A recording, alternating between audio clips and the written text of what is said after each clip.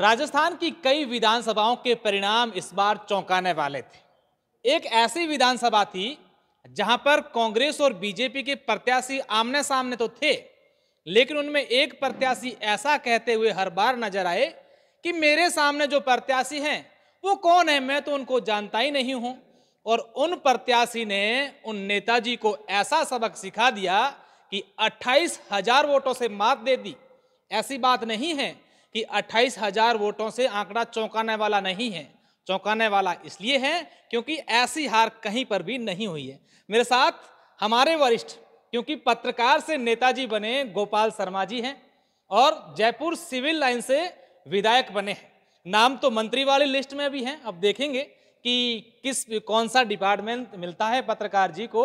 और हराया है प्रताप सिंह खाचरियावाज को।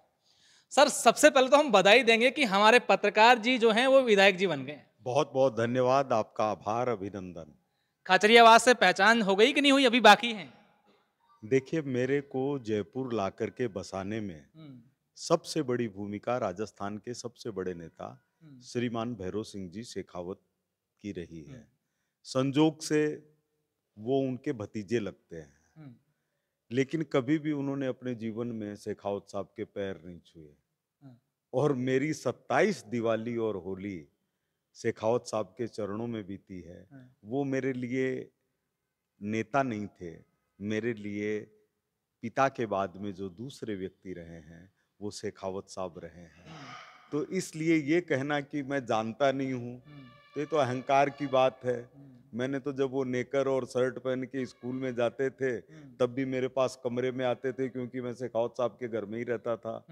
और ऐसा परिवार में कोई विवाह नहीं हुआ कि जिसमें मैं उपस्थित नहीं रहा हूँ, चाहे उनका खुद का ही क्यों नहीं हो, उनके बड़े भाई का, बहन का। और ये कहना कि नहीं जानता हूँ, कई बार आदमी की याददाश्त कमजोर हो जाती है, कई बार आदमी असत्य बोलना चाहता है। तो मैंने इसमें कभी रुचि नहीं ली। मैंने हमेशा कहा कि मेरे लिए छोटे भाई की तरह से है। चुनाव के दौरान कभी मुलाकात नहीं हुई खाचरियावाज जी से कि भाई आप तो ये कह रहे हो कि पहचानता नहीं हो, तो मैं आपकी शादी में आया, आपके घर इतने साल रहा? नहीं, मेरे को पहचानते हैं ना, मैं गया था उनके घर। हाँ, मैंने उनके पिताजी को हमेशा से ही चाचा जी कहता हूँ। हाँ। उनके नहीं, वो धोखाई तो आप वो तो जानते हैं, लेकिन ये ऐसा कह रहे थे ना वोटर्स को। नहीं कह रहे थे, लेकिन मैं तो उनके पिताजी यानी मैं जिनको चाचा जी कहता हूँ, चाची जी, उनके भी पैर छू करके आया। वो मिले नहीं घर पर, वो प्रचार के अंदर लगे हुए थे। एक जगह उनके बड़े भाई भी मिल गए प्रचार के दौरान, वो भी गले मिले। तो अच्छा, आप वोट मांगने गए थे इनके घर के भी, मैं खड़ा हूँ मुझे वोट दीजिए? नहीं, मैं आशीर्वाद लेने गया था। हाँ। साथ में ये भी कहा होगा कि भी मैं भी खड़ा हूँ, देख लीजिएगा। मैंने कहा कि दोनों भाई हैं, अब आप देख लीजिए। हाँ, हाँ, और मेरी आवाज तक से पूरा परिवार इस तरह से परिचित है कि मैं बाहर से आवाज लगाता हूँ ना, तो पिताजी, मतलब जिनको मैं चाचा जी कहता हूँ, वो ऊपर आवाज देते थे अपने बेटे को, इन्हीं को, कि देख सेडू गोपाल जी आए दिखते हैं। तो ये बात है। शर्मा जी, आप तो सांगानेर से टिकट मांग रहे थे, ये भी सुनने में मिला है हमें। मैंने नहीं मांगी सांगानेर से कभी टिकट। मेरे को कहा गया संगठन की तरफ से कि सांगानेर से चुनाव लड़ने की तैयारी कर सकते हैं, तो मैंने तैयारी करनी शुरू कर दी। 44,410 घरों तक संपर्क किया। 2,000 से लेके 8,000 तक के लोगों के 18 कार्यक्रम हुए। वहां पर अगर कोई विषय नहीं था, सब इतना प्यार करते थे कि जगह जगह लोग कहने लग गए माँ को गोपाल, माँ को गोपाल। तो वहां से अवसर मिलता तो हो सकता है 1 लाख वोटों से भी जीत हो जाती। लेकिन जब वहां से टिकट नहीं मिली तो मैंने भगवान के प्रति बहुत आभार व्यक्त किया कि प्रभु, कोई बात नहीं, शांति से जीवन बिताएंगे। फिर सिविल लाइंस के लिए भी मेरे मन में कभी ध्यान नहीं आया, और मैंने कभी सुना भी नहीं कि कोई कहीं से मांग रहा हो उसको दूसरी जगह से दे दे। लेकिन जब यह विषय आया तो मैंने ये कहा कि मेरे को कोई चुनाव तो लड़ना ही नहीं है, तो प्रभु ने दी है टिकट, पार्टी के नेताओं ने दी है, इसमें जीत के अलावा कुछ बनता ही नहीं है। टिकट की सूची में जब आपका नाम आ गया था, तब लगा नहीं चुनौती है, प्रताप सिंह खाचरियावाज सामने हैं, सिविल लाइन से सरकार इनकी है, क्या मन में उस समय जहन में बात आई थी आपके? मैं इनको कैंडिडेट ही नहीं मानता। हम्म, ये बड़बोलापन होगा, हल्कापन लगेगा, आत्म प्रवंचना लगेगी। लेकिन मेरे को तो चाहे अशोक जी के खिलाफ दे दो तो भी जीत के आ जाता, हम्म, क्योंकि हमारी प्रतिबद्धता है जनता के प्रति। हमारा भी 40 साल का काम है। जैसे इन लोगों की राजनीति है, वैसे हमारी राष्ट्र नीति है। हमने जीवन को जोखिम में डाला है। हमने पत्रकारिता के अंदर कभी समझौता नहीं किया।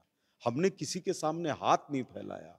हमने तरह तरह के ऐसे अवसर आए जबकि सैकड़ों करोड़ की जमीनें मिल सकती थी, उधर झांका तक नहीं। तो जनता कैसे अस्वीकार करेगी अपने आदमी को? मैंने लोगों से कहा, लोगों ने कहा इतने कद्दावर नेता से चुनाव लड़ रहे हैं। मैंने कहा कद क्या केवल राजनीति से बनता है? और किसी पैसे का कोई कद ही नहीं है। अब जनता मिल रही है, लोग मिलते हैं कि भैया हमारो गोपाल संगानेर आओ, चाहे सिविल लाइन्स हो, हम जिता के भेलेंगे। मेरे को जितना प्यार मिला है, मैंने बहुत कवर किए हैं। 300 जिलों के अंदर मैंने राजनीति कवर की है। राजस्थान की 200 विधानसभाओं को मैंने हेलीकॉप्टर से, अपने कार से और बस से घूमा हूँ। मैंने कभी इतना प्यार जनता का किसी भी चुनाव में किसी के प्रति नहीं देखा। सामान्यतया लोग चुप रहते थे। जनता पार्टी का चुनाव 77 में हुआ, तब जरूर ऐसा हुआ कि बच्चे दौड़ते नजर आते थे कि हमारी जनता पार्टी, हमारी जनता पार्टी, ये सब कहते थे लोग। लेकिन इस चुनाव के अंदर मतलब ऐसे था कि जैसे कोई रास लीला हो रही हो, जैसे कोई प्रभु की लीला हो रही हो। मैं भी ऐसे हाथ करता था और जनता भी ऐसे कहती थी कि हम लोग साथ हैं। बच्चा भी कहता था, बुजुर्ग भी कहते थे।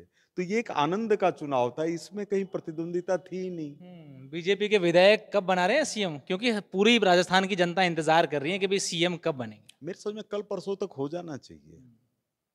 दिमाग तो बन ही गया होगा, क्योंकि जब वोट हम लोगों ने मोदी जी के नाम पर मांगे हैं, जनता ने वोट मोदी जी के नाम पर दिए हैं, संगठन ने यह सोचा है कि मोदी जी के नाम पर ही वोट मांगे जाने चाहिए, तो मोदी जी और संगठन, इनमें कोई फर्क नहीं है। ये सब एकात्म भाव लिए हुए हैं। और राजस्थान में सभी जो विधायक जीत के आए हैं, वो एक ही चीज के ऊपर आए हैं।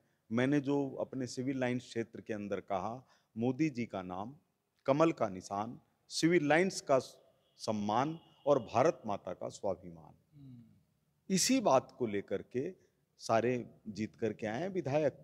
जो नेतृत्व सोचेगा वह नेतृत्व इसीलिए पर्यवेक्षकों को भेज रहा है कि वो विधायकों की राय ले लेंगे। तो जो होगा सो बहुत अच्छा होने वाला है। विधायक दल के लिए बुलावा आया है? अभी तो तय नहीं हुई है बैठक। आज एक वर्चुअल बैठक जरूर है राष्ट्रीय अध्यक्ष 8 बजे शाम। हाँ, लेकिन वो दूसरे विषय को लेकर के है। इसके लिए मेरी समझ में कल या परसों हो सकती है बैठक। बिल्कुल, गोपाल जी हैं, काफी अच्छी बातें की और हम उम्मीद करते हैं कि जब मंत्रिमंडल का विस्तार हो जाएगा तब एक बार पुनः इनके पास आएं और इनका इंटरव्यू लें। धन्यवाद।